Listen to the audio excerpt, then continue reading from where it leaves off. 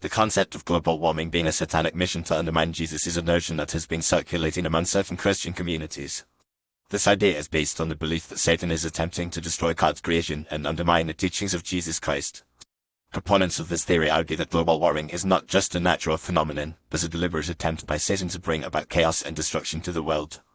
According to this perspective, Satan's goal is to lead humanity away from God and towards a path of sin and destruction. By promoting the idea of global warming, Satan is attempting to create a sense of fear and panic among people, causing them to doubt God's power and sovereignty. This, in turn, leads people to seek solutions to the problem of global warming in secular and humanistic ways, rather than turning to God for guidance and redemption. One of the key ways in which Satan is allegedly using global warming to undermine Jesus is by promoting a false narrative of environmentalism. This narrative emphasizes the importance of human action in saving the planet, rather than recognizing God's sovereignty over creation. By focusing on human efforts to reduce carbon emissions and mitigate the effects of climate change, people are distracted from the true source of hope and salvation, which is Jesus Christ. Furthermore, the emphasis on environmentalism and sustainability is seen as a way of promoting a secular and humanistic worldview, which is antithetical to the teachings of Jesus. The Bible teaches that God is the creator of the universe and that humans are stewards of the earth, accountable to him for their actions. However, environmental movement often ignores or downplays this spiritual dimension, instead emphasizing the role of human agency and technological solutions in addressing the problem of global warming. Another way in which global warming is allegedly being used to undermine Jesus is by promoting a culture of fear and anxiety.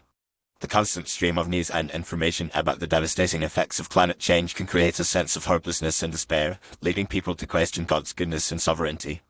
This, in turn, can lead people to seek comfort and solace in secular and humanistic ideologies, rather than turning to Jesus Christ for hope and redemption. In addition, the idea of global warming as a satanic mission to undermine Jesus is often linked to the concept of the end times and the return of Jesus Christ. Some Christians believe that the increasing frequency and severity of natural disasters, including those related to climate change, are signs of the approaching end times.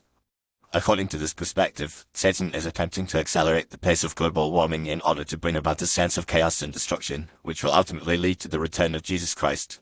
However, this perspective is not without its criticisms. Many scientists and experts argue that global warming is a real and pressing issue that requires immediate attention and action. They point out that the overwhelming evidence from climate science suggests that human activities, particularly the emission of greenhouse gases, are significantly contributing to the problem of global warming.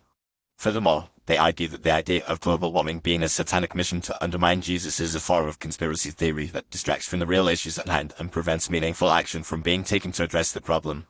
In conclusion, the idea that global warming is a satanic mission to undermine Jesus is a complex and multifaceted concept that reflects a particular worldview and set of beliefs.